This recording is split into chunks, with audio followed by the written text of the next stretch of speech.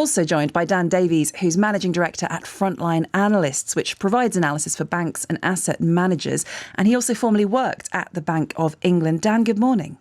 Good morning. Is Andrew Bailey right? Will we all be better off, including ultimately businesses, if they hold off increasing prices? I think Andrew has to say these kinds of things because people ask him these questions, and he always tends to answer a question when it's asked, which is not always the greatest thing for a central bank governor. But really, this is the difference between macroeconomics and microeconomics. We can look at individual prices in hospitality or energy or even wages, but the Bank of England works on a model where inflation is what happens when the economy tries to buy more goods and services than it can produce. And because the Bank of England can't really change the productive capacity of the economy, it has to work with interest rates. And what it does is changes the cost of buying things with borrowed money.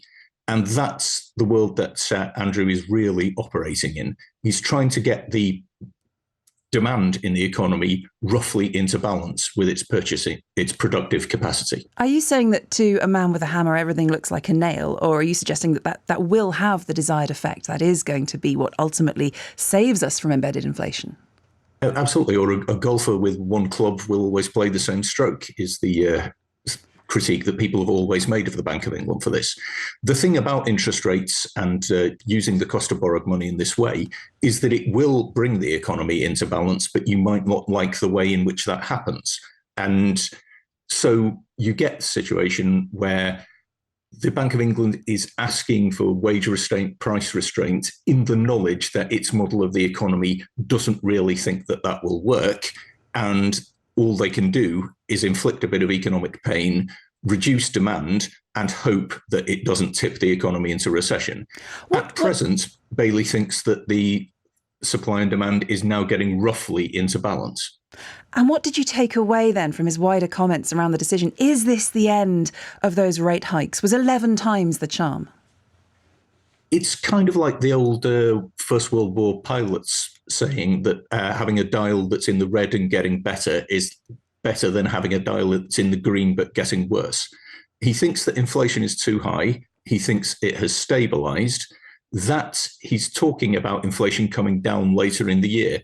That to me says not necessarily that 11 times was the charm, but it certainly sounds like he doesn't think he's in a cycle where he's got to raise rates every month. It looks to me as if they're kind of trying to communicate that the rate cycle might have reached its peak. And briefly, of course, inflation and base rate, these aren't even the biggest stories necessarily of the week. We've also had the recent collapse of two regional US banks, a $30 billion bailout of another, the UBS takeover of Credit Suisse, all putting the spotlight on how stable the global banking sector is.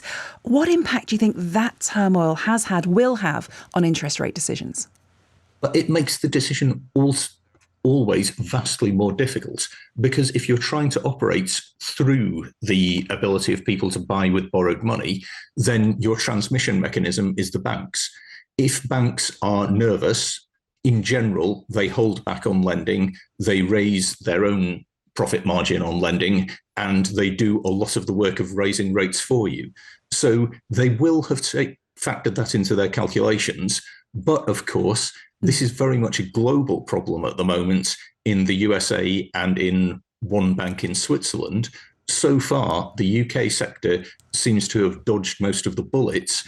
And so the real question at the Bank of England will be, how far can they expect some of these risky, volatile conditions to do some of the work of reducing lending and reducing credit growth for them? And I'm glad I'm not making that decision at the moment. It's just very intrinsically difficult to look inside the bankers' heads. Yes, absolutely. Dan Davies, thank you very much for joining us, giving us your insights. Now, lots of different views on that Bank of England